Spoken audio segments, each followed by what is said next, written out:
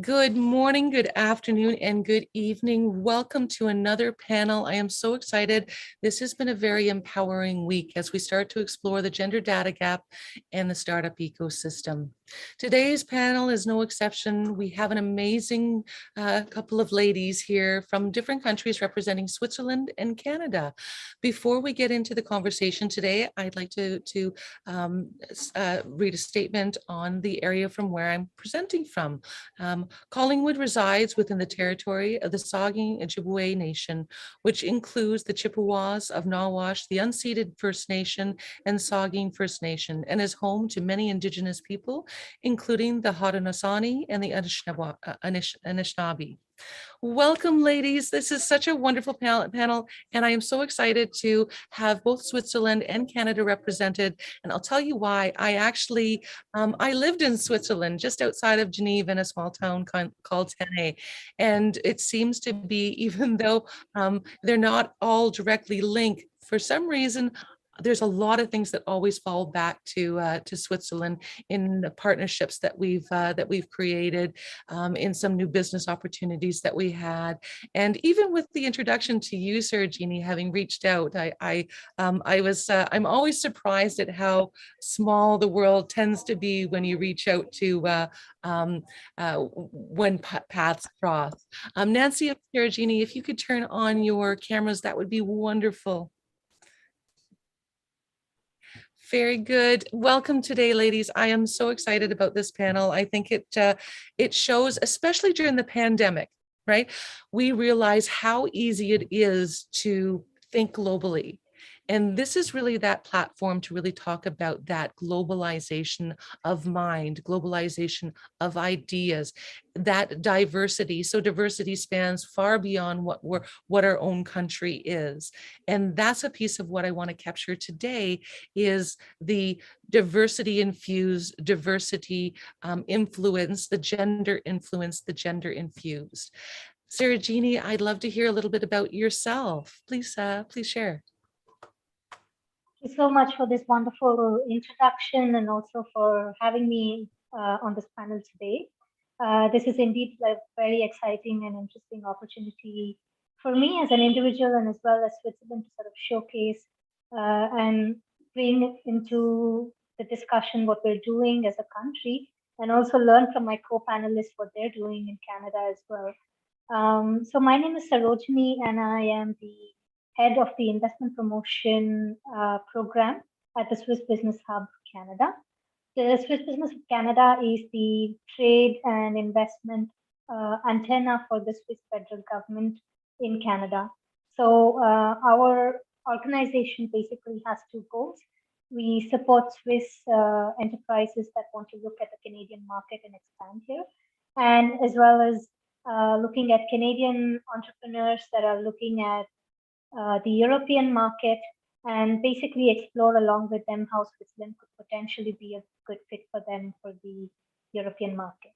So that's my role within the organization, is to primarily support Canadian enterprises looking at expanding into the European market. And I'm really excited to be here today and participate in this very relevant discussion. Thank you. And I think that's a really powerful thing, because we're already talking about expansion, and we have a wonderful program, I know, here in Canada called the EDC, that supports companies as they go global. And the partnerships between countries are really, again, the platform to global growth. Nancy, please tell us a little bit about you. Thanks, Cindy. I'm so pleased to be here on this panel. My name is Nancy Wilson, and I am the founder and CEO of the Canadian Women's Chamber of Commerce, or CanWCC is what I shorten it to. Canadian Women's Chamber of Commerce is a bit of a mouthful. So CanWCC is a chamber of commerce first. So we represent our members and advocate for our members to government. And but we are a unique organization in that because we represent women identified and non-binary entrepreneurs, founders, and business owners, gender equality and systemic inequality plays a big part in the issues that we advocate for, and the change that we're advocating for. So we're a chamber of commerce, like many other chambers of commerce. We're unique because of the members that we represent. We're also a unique organization because of the social justice and social change aspect. So we're advocating for a larger systemic change that really benefits all Canadians. And when you look at the data, moving forward in terms of dismantling systemic inequalities, it is good for the economy. So that's what I do. That's what I work for. I'm a big policy nerd and I love my job. And thank you. And I think that's we're trying to affect this change. And I use this analogy when we move to corporations, they have to be able to monetize the change. So it happens in a very different way. When we look to government, the change ends up happening fairly slowly, but we need to support it with change and with the people. When we try to affect change as women standing up and standing strong and standing proud and being loud and being bold and being confident, it's not always met in the same way. So if we band together from all these different aspects within the startup ecosystem and support together to move forward, we can influence change at a very subtle level. And that is at the startup level, because that's when companies are the most moldable. And being able to influence a company to think of both men and women on how they're designing their service and product is really a pivotal thought process. And that's something that we can garner the support around. And I do bring this book up in every panel because this was the one that that really kind of created enough aha moments to inspire me to put these 14 panels together. And I'd like to kind of include the one idea from the panel that really kind of spurred me is I have been obsessed with the medical side. And one of the things, I'm a member of the Canadian Ski Patrol, I'm trained in first aid, that's my volunteer life. 25 years, I taught first aid. We teach the universal signs and symptoms of a heart attack, of being the crushing sensation in the chest and the radiation of pain up and down the left arm. This does not apply to all women. And in fact, it doesn't apply to a lot of women. So we also now, as an actionable item, have on the Femtech a wonderful Nigerian founder who has developed a cardio health platform specifically for women of color. So that would be a wonderful actionable change. I'd like to bring this all down to because we think different. When we're creatively driven by our entrepreneurial journey, we think differently, we support differently. And I'd love to hear what your entrepreneurial journey, the real reason you are where you are right now. And even though you might not come as a founder, what that creative path is to where you're sitting today. Sarah-Gina, I'd like you to go first, if okay. Sure, Cindy, thank you. For me, actually, the whole awareness of being part of this entrepreneurial journey only sort of crept up maybe a couple of years ago. So I've been in the consulting space for the vast part of my career. And I've done everything from large corporates to young, very passionate one-person entrepreneur really pushing their product out into the market. And what I learned over this journey is that each of their problems are completely different. So when you talk to a big corporate and we're trying to advise them on something, it's usually very structured. They have a specific set of questions. There may be complicated issues, but there's a specific way of going around it. But when you talk about entrepreneurs who are individual people and you deal with looking at a company from a very nascent stage and seeing that idea coming through and putting that idea into commercialization, it's a completely different ballgame.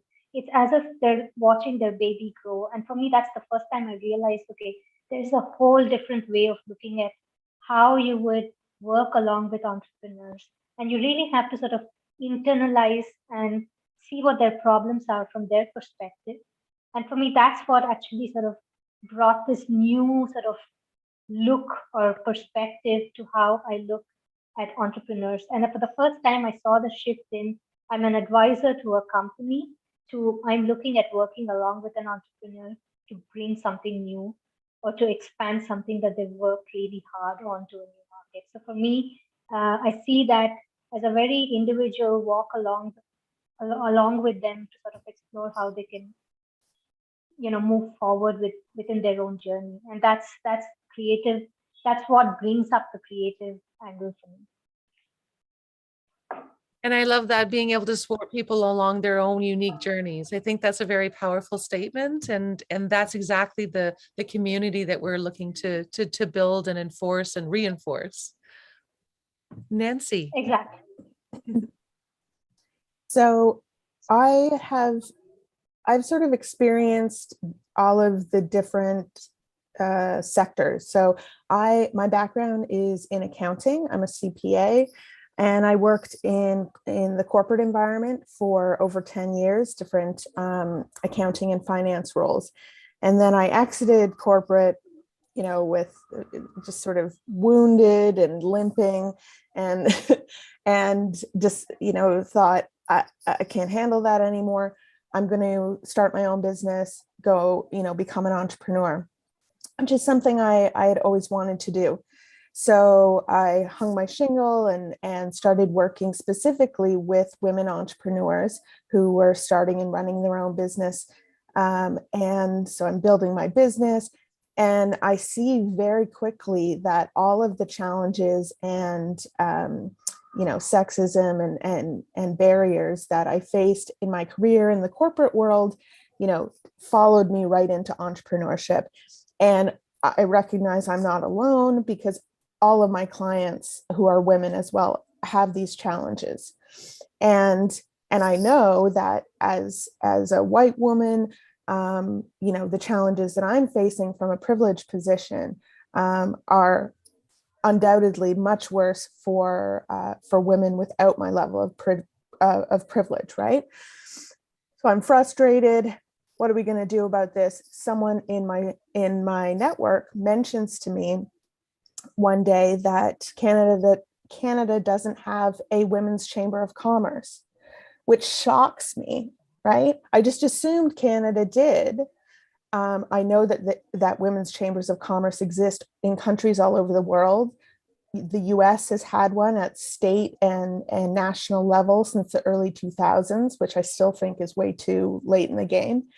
And so I go home that day, frustrated, angry, and I Google how to start a chamber of commerce in Canada. And that's what I do, because I realize that, the barriers, the challenges, the issues that I'm facing, that I faced in corporate, in trying to build my career, that I'm facing as an entrepreneur, that my clients are facing, we're not going to get anywhere if we don't have an advocacy body at the policy level to make those changes.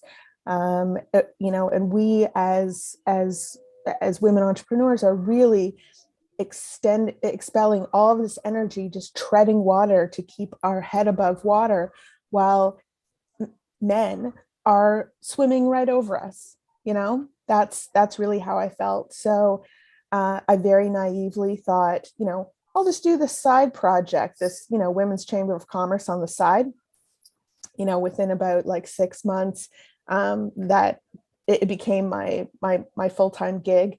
But like I said, I love it, and that's where I'm at. So I'm really trying to address systemic inequalities at the policy level with government, and trying to make that change from the top down.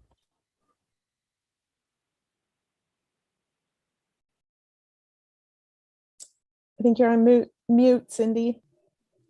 Sorry, I think that's a really interesting point. Only 3% of funding from angels and VCs go into female-led startups. And that's a really poignant number. So 97% of funds are going directly to male-led companies.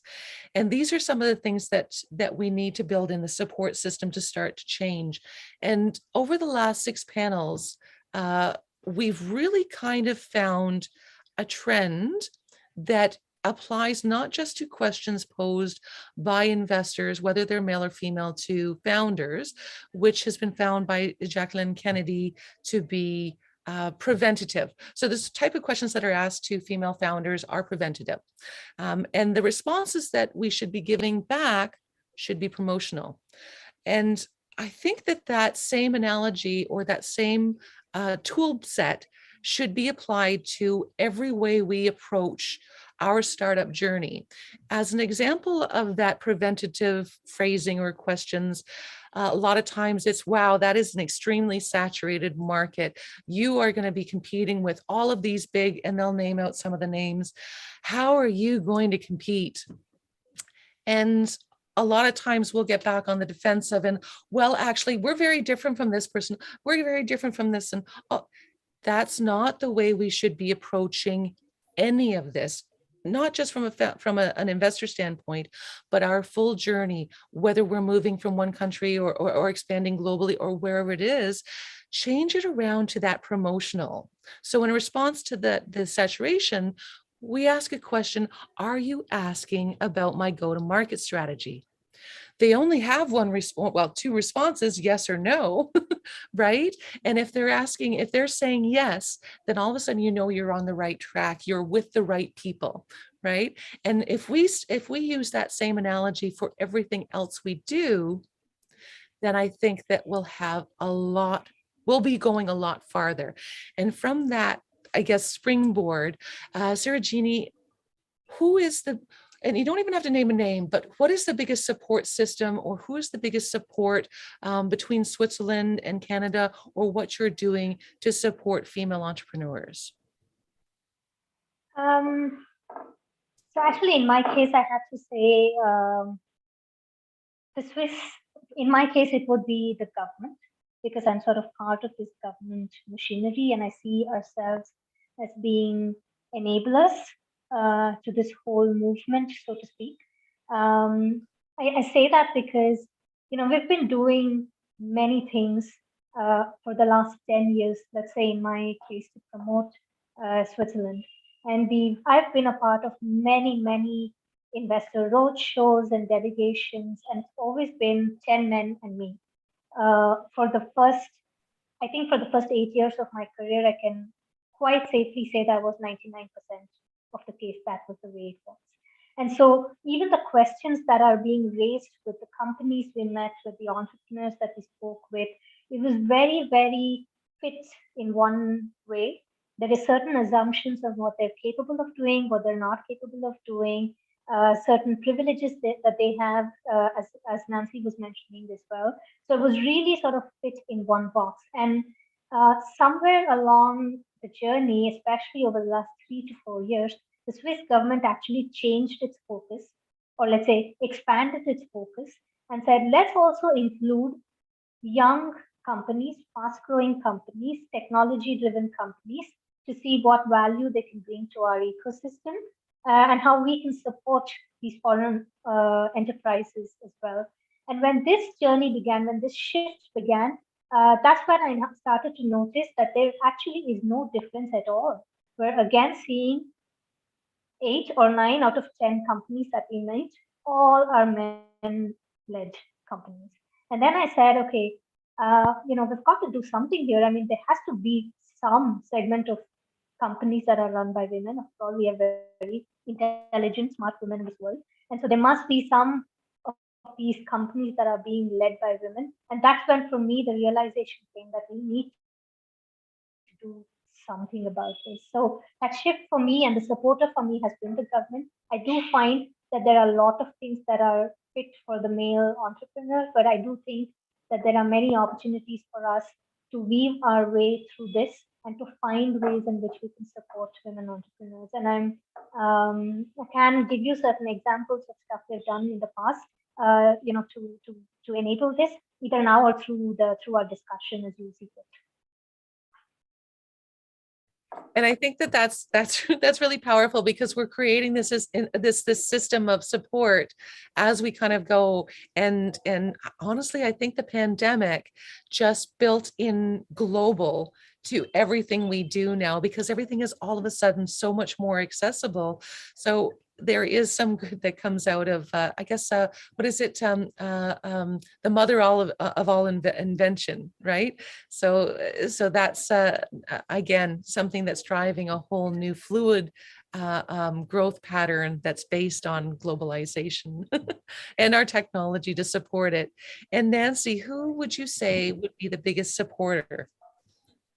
So speaking personally, um, you know, I have a couple of Oh, girls. we have her stalled. Oh no, am I stalled? So I think that, again, I'm going to go on a little bit more about globalization. And oh, there we are. We have you back, Nancy. Am I back? Yes, you Okay. are. So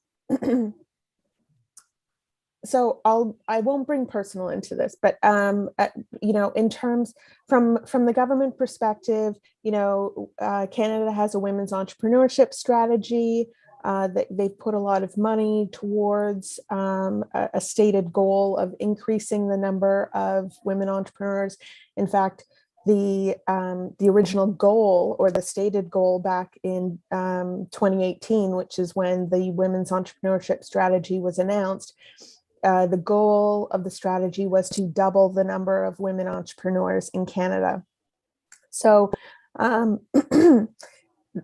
that is that's a I my what I think sorry what I think is that goal really should have been modified to spend that money on the current women entrepreneurs, and instead of just increasing the number of women entrepreneurs, really helping grow the businesses and scale the businesses of existing women entrepreneurs.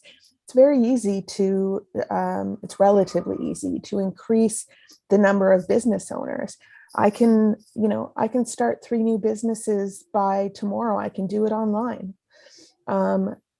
I can start businesses for 5 other people, you know, and I understand that the government likes easy to track metrics.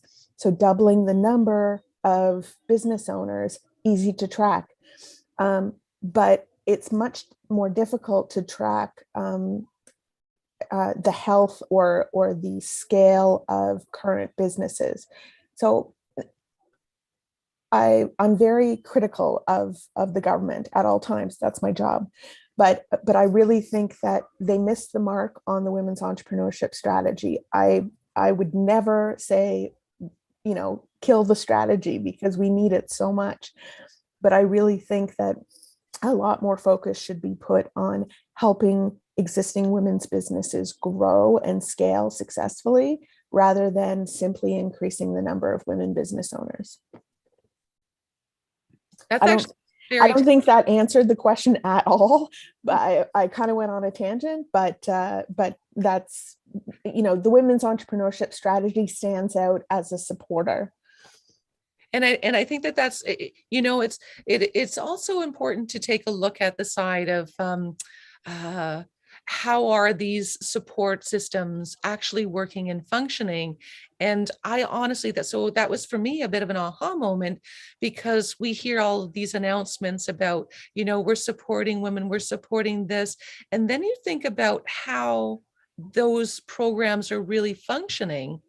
And just on average, the number of startup companies that fail in general, whether woman-led or male-led, there's just very few that actually survive that first 18 months even, right, to revenue.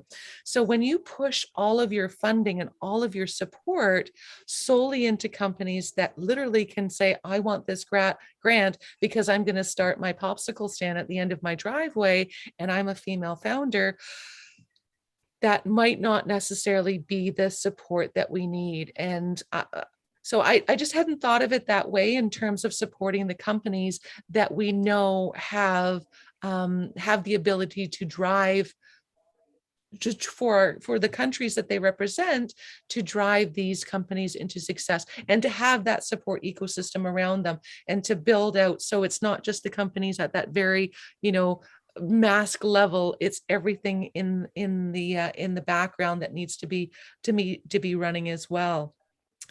And that kind of leads to go ahead, sorry. No.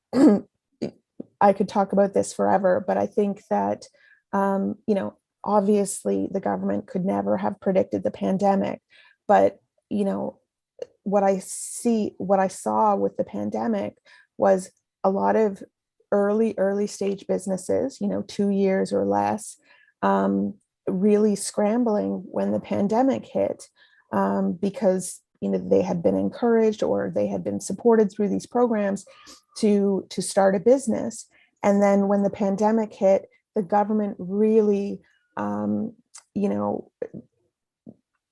the financial supports for businesses that were introduced during the pandemic were really designed, the eligibility criteria was really designed for your typical manufacturing, CEO with employees, that type of a business, which these 2-year-old companies were not eligible for. So it was a real disaster and devastating on for these women-owned businesses. And I thought that was a real misstep by the government that has never really been acknowledged. So there's a real danger, I think, and this is a bit risky to say because I'm applying for a grant, but it's not a neutral statement for the government to encourage anyone to become an entrepreneur, because entrepreneurship is a real risk. And Canada's social safety network, EI, mat leave, all of these things that Canada is so proud of, and rightfully so, to an extent, is tied to paid traditional employment. And when you encourage someone to take a risk and be an entrepreneur, you're leaving all of that behind. So encouraging women, particularly women, to become an entrepreneur, that's not a neutral statement. It's really risky. And for the government to say that and not have the policy to support them, to back that up, I think is irresponsible, honestly. And I would like to unpack that a little bit more in terms of what services are available, what support systems are available in Switzerland. We'll start with that. And just so that we can get the word out for, these are the systems that are available, especially from the globalization standpoint, the support systems, the mechanisms, the grants, anything that you can think of, keeping in mind that, yes, we will share links to these afterwards as well. So we don't have to get full into detail, but just as a preliminary. Sure. So the way Switzerland works is that the government is not the sort of centralized body that has these umbrella incentives that if you meet certain criteria, you get these certain incentives or benefits. It's very, very integrated with private industry, with academia, with industry associations. So even now, Switzerland does not, for example, there are women entrepreneurial associations. There are startup camps that are focused on women, for example. There are think tanks that are focused on issues that relate to women entrepreneurs, for example.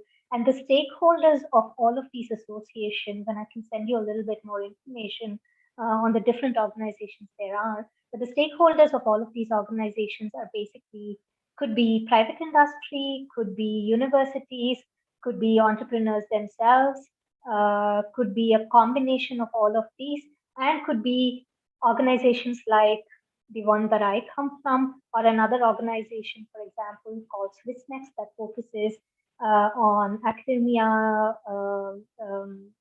collaboration between Switzerland and a host of other countries, which also supports startups as well, or another organization called InnoSwiss, which supports Swiss startups to help them expand into different markets around the world. So there isn't a centralized body that's really doing something for companies, and you go to them and that you get a certain grant. But there are many different permutations and combinations of organizations with multiple stakeholders, and through whom you can get either grants, or you can get mentoring, or you can be part of a structured program that will enable you to maybe bring your product to commercialization, validate your MVP, depending on what stage you are at. It could be sector specific. It could be really just innovation. As long as your innovation solution is unique and innovative, they'll take you into a program. So it's really quite decentralized in a way. But the thing is that there are many opportunities once you're part of that ecosystem to really partake within these exchanges. So it is, as you know, a very small country, and it has barely any natural resources, except for the abundance of water. And so it has traditionally been a very outward-looking economy. They've had to focus on building the services infrastructure, and that's really their strength. So for Switzerland, it is about making sure companies that come in can operate well. And within these parameters, of course, we do see that they have a lot of catching up to do as far as gender parity is concerned. There still is a lot of difference between how much women and men are paid. A lot of, the societal norms that operate and the way everyday life is structured makes it difficult for women to hold on to full-time employment, or are forced to take a lot of breaks in their career. This does not help them really grow, build a network, and gain enough experience to become entrepreneurs themselves. Although their whole education system is structured in a way that to become an entrepreneur is actually something that's encouraged, and more than 98% of Swiss companies are very young companies and small companies, very high tech, niche technology focused companies. But a lot of the people who run it are men, simply because women have not had the consistency or the continuity in their growth to build enough experience to become entrepreneurs themselves. So there is a certain gap that they need to fill. They need to add a little bit more political representation, and they're trying to do that now. But at the moment, there's still a bit of a catch-up game to be had. And this is what this panel is about, is how do we influence and create that support and add that voice into that support. And I do actually know a young entrepreneur, Swiss entrepreneur, who started a pretty unique and amazing business at the time. And goodness, I forget the name of the business, but it's a medical design side of things. But so the ecosystems, again, when you're supported by other countries, can do so much more. And I love the fact that you have that partnership with Canada to be able to bolster that support. And Nancy, from your perspective, then from the Canadian perspective, what support mechanisms are out there right now that we could possibly access? And again, we'll be adding these links into the chat afterwards. So I see a lot of similarities with Switzerland, as Sarojini was describing it. I mean, we do have a sort of centralized government, structure, with the two different levels of government, looking after their own priorities. And there's no doubt that government in Canada does invest in business. They tend to focus on sectors that they're focused on at any given time. Technology, tech is the darling right now, has been for a while, and we know that women are not well represented in the tech field. So that's an issue. But primarily when you look at funding from government tends to come in two forms. Grants typically go to charities and nonprofits, not directly to for-profit companies, and tax incentives. So the government tends to invest in companies by way of tax incentives. That's really how it works. So in terms of support, it really is this maze, this Byzantine structure of organizations, industry supports, and different programs, incubators, accelerators that exist across Canada. And for a new entrepreneur, it is overwhelming to try to figure out what's out there, because there's so much out there in Canada. But I think, what the challenge really is figuring out what's right for me as an entrepreneur, and what is a valuable use of my time, because there is so much out there. I mean, the focus in Canada really is on entrepreneurship, and I think Canada isn't alone there. There's this myth of making millions working from your garage. This, Steve Jobs, Bill Gates, Zuckerberg, I'm showing my age here by, talking about Steve Jobs, well, talking about Bill Gates really, but this, Facebook overnight millions, even though if you actually know these stories, those millions didn't come overnight, right? So, but we have this myth, and the myth really is white man tech and that happening. So there's a lot of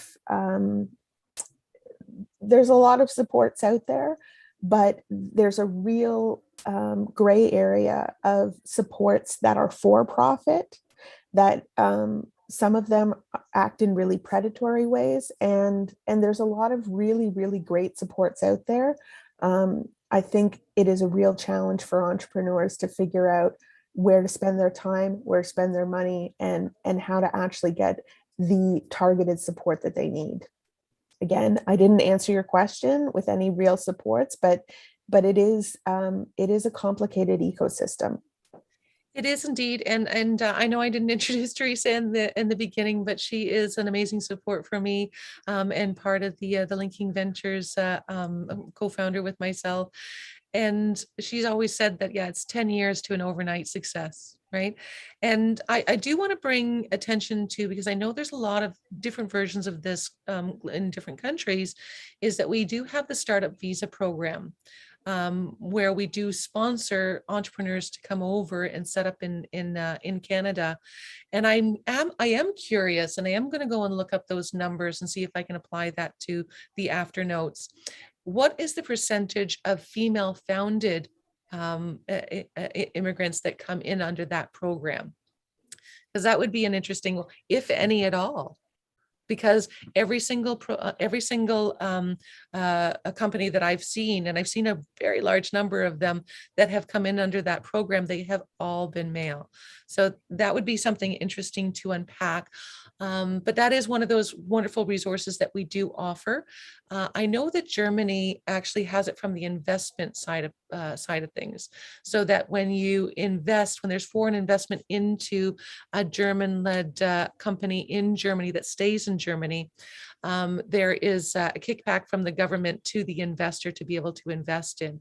So there's all these wonderful mechanisms to help grow and start ecosystems, ecosystem support. I wonder how much and what the stats are, what the metrics are on how that funding is being dispersed to female-led companies, if at all. And Sarajini, is there anything that supports, obviously your program is all about that movement of companies and being able to set up your one of your head offices or even your company completely in Switzerland. Can you maybe talk a little bit more about that program and if there's anything else that supports the movement of companies we're setting up in Switzerland? Absolutely. I mean, just to sort of take off a little bit from what you were saying and to compare where we stand vis-a-vis, let's say, Canada or some other countries in Europe. In general, we don't have a visa or immigration that is bound to an investment per se. So as a policy, I mean, there is no sort of written policy anywhere that if an investor brings an X amount or, they will get a visa program by which they can move into Switzerland. However, having said that, I don't know if you're aware, Switzerland has, just like Canada has provinces, Switzerland has cantons. And there are, for tiny Switzerland, 26 different cantons. And they do enjoy a lot of autonomy in the way they operate. So they have a lot of discretion in sort of kind of support that they can give investors coming into their region. And a lot of times, and as Nancy mentioned as well, some of this could be by way of tax reliefs, for example, depends on, so let's say, like the value that the investment is bringing to the local economy. It can be a lot of soft benefits that companies get. So, for example, each of these cantonal offices, each of them have their own economic development body. And they have people who are dedicated to supporting foreign investors considering investments in their region. And it's not that their job is, while you're considering investing, I will give you all the information that you need and make you feel good and connect you to the right people to open a few doors. But actually 60% of their time is on helping companies that have already invested so that they can grow and expand their business by utilizing all the different opportunities that the government has in terms of the different incubators, accelerators, networking events that they organize, which helps companies, for example, to collaborate and bring about complementary products that they can bring to market, for instance, or open door to potential clients, for example. So it could be really in many different ways. So as far as visa is concerned, that's not something that they look at as a way to bring in investors, but there are many other ways in which they support investors. I think you're on mute. I am sorry. I do want to kind of change the direction a little bit because I want to get into actionable change. So moving forward, what steps need to be taken in order to affect change, leaving this panel, that we can actually take up ourselves with our listeners to be able to work with the government to influence, to encourage, to support women founders, women entrepreneurs, women-led businesses to not only be recognized, but to be influencers, to be to provide influence, to be able to recognize that 50% of any market is never considered as niche, yet 51% of the global population is considered niche. So how do we change that narrative to be influenced so that design is looking at how it's being designed for women and how it's being designed for men? So as opposed to this universal design, it's now something on both sides from the government level, which stereotypically moves a lot slower. What would be an interesting and unique way, just we'll do a bit of creative thinking here on how we can influence? And Nancy, I'm going to start with you. I mean, my obvious answer is for people of any gender to join the Canadian Women's Chamber of Commerce.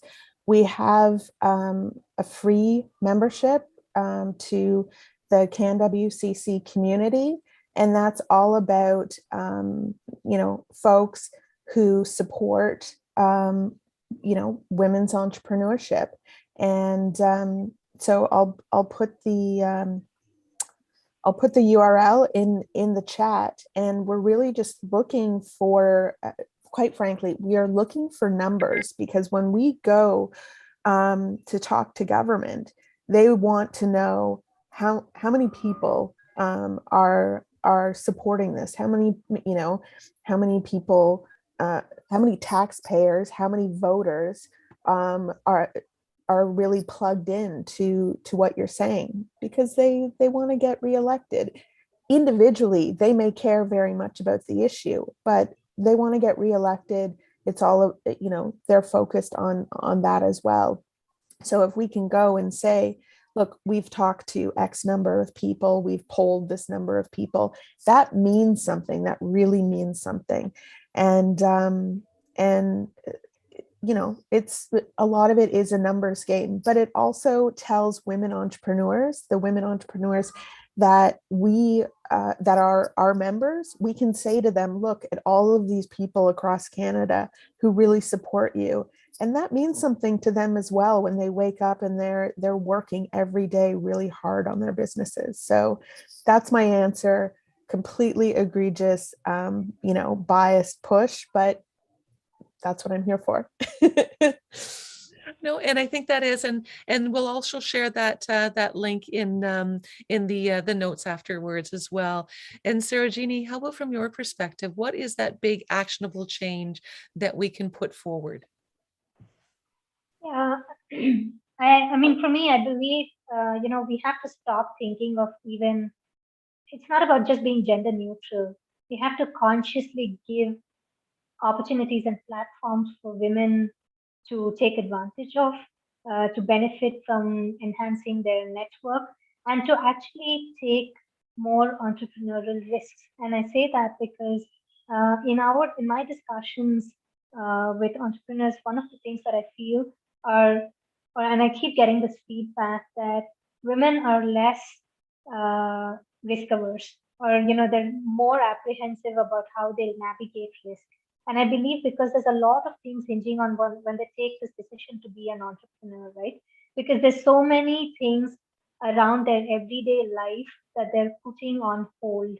For instance, in most cases, and including in Switzerland, there's no real effort, for example, to support women with childcare.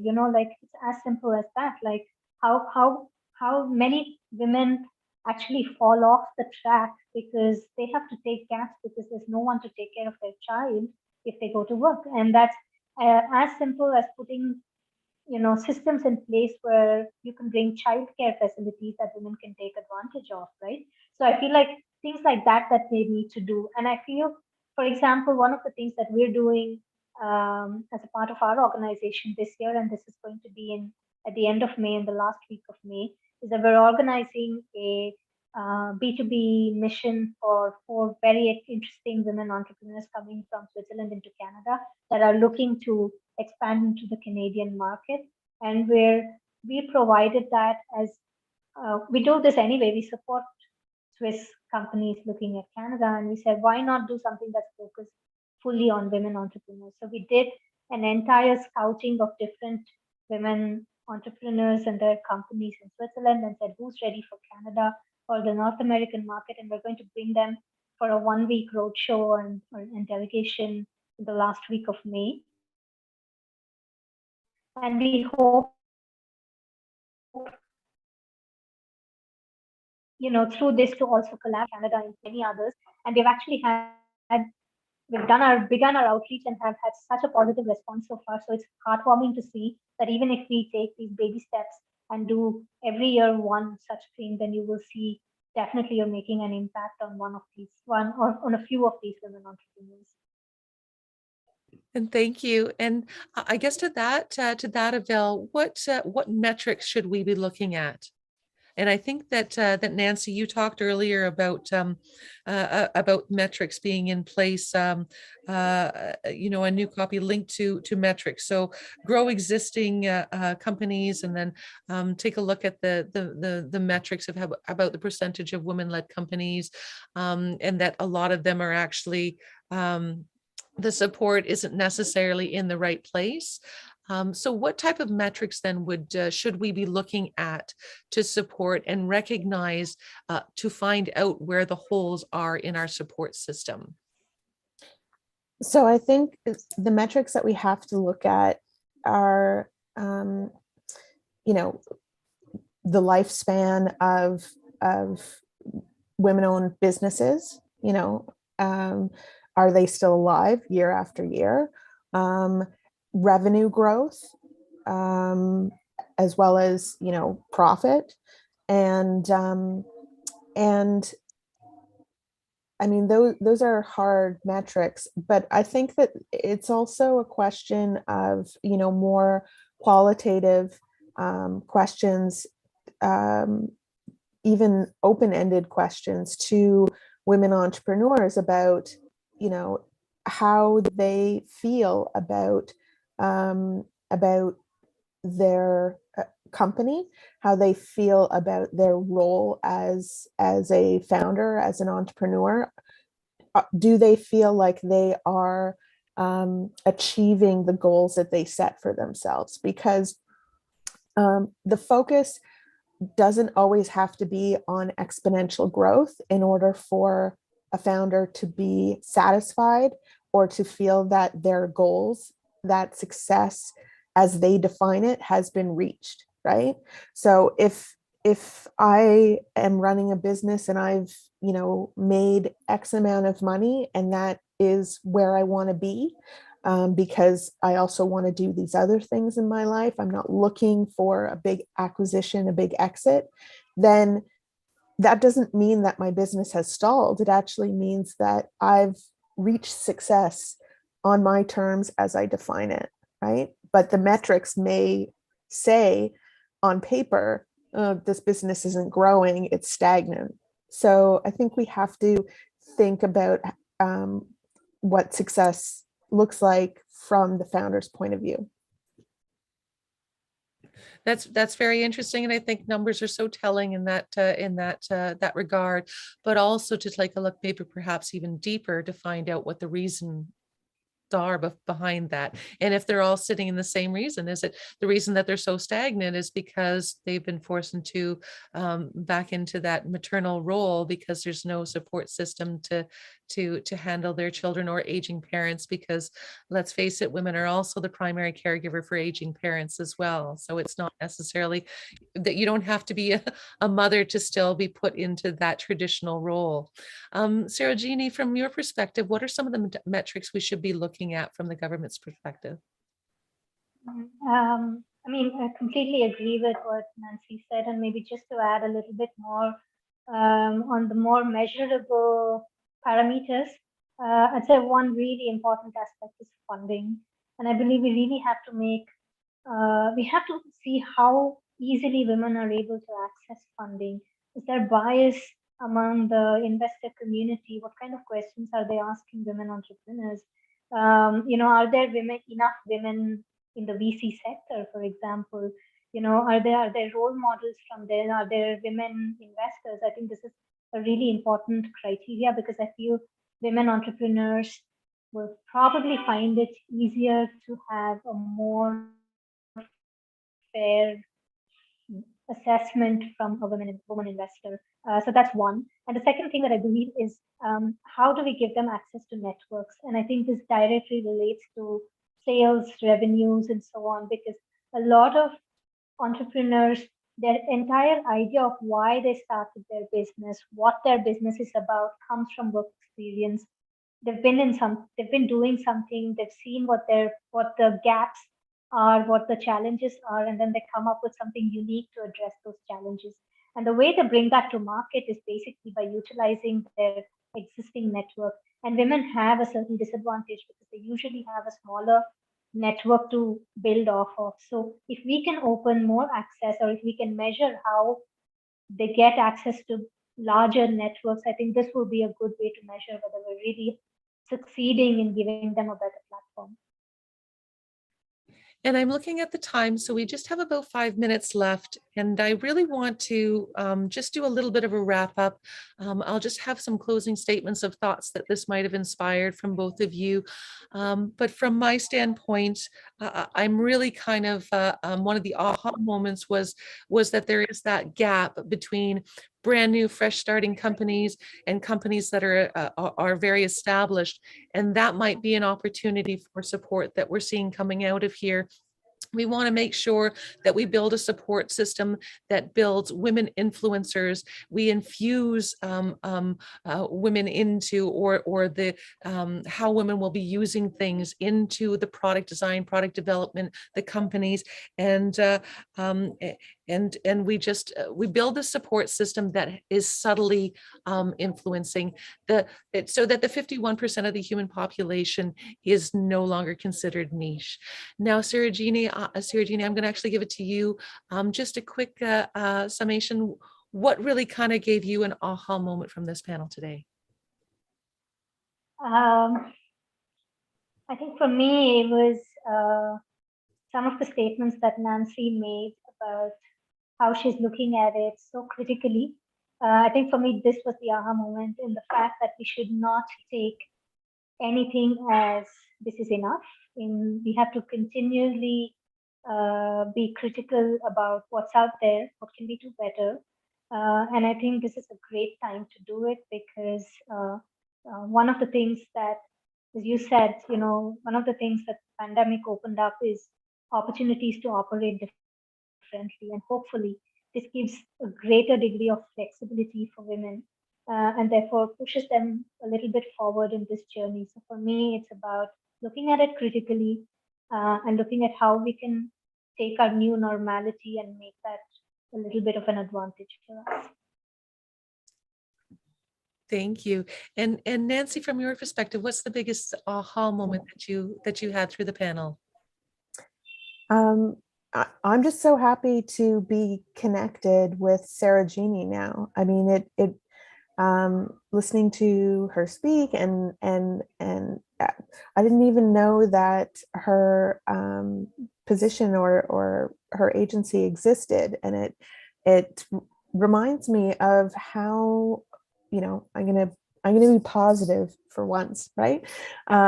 It reminded me of how much support we really do have in Canada. We have all of these agencies and supports working to not only build communities within Canada, but communities to connect Canada to the rest of the globe. And as a leader, supporting women entrepreneurs, that's why I participate in panels like this, to be connected to other folks in the ecosystem that I don't know, so that we can build out those networks. So Sarojini, check your inbox. I will be emailing you. And likewise, I'm really happy we got a chance to meet, and I hope we can collaborate pretty soon, that is. And it becomes a small world when we make connections like this. And the wonderful thing that I'd like to leave everybody with today is that the one thing we have in common is that we are all unique, right? And our power is in our voice, and our power is in our uniqueness. And we had the Young Entrepreneurs panel last night, and my big aha moment was that our lens is not complete, and everybody we meet influences and builds our lens out bigger and bigger. And the only way that we can shine is by breaking down the stereotypes that seem to be confining us and breaking through that to be our unique selves. And honestly, in the end, it's easier to fight for who you are than to fight for who everybody else thinks you are. So on that note, I always tell the story at the end. I was running after my best friend in grade school, which is around the corner, and I ran up and I'm yelling, Hilda, Hilda, Hilda, Hilda, Hilda, and I got up to her and realized it wasn't her. So I kept running around the corner, yelling at the top of my lungs, Hilda, Hilda, Hilda, Hilda, Hilda, until I was out of sight. So all of you women out there, just keep running and waving. You will catch what you're looking for. Thank you so much and have an amazing day. Thank you as well. Have a good one. Bye-bye.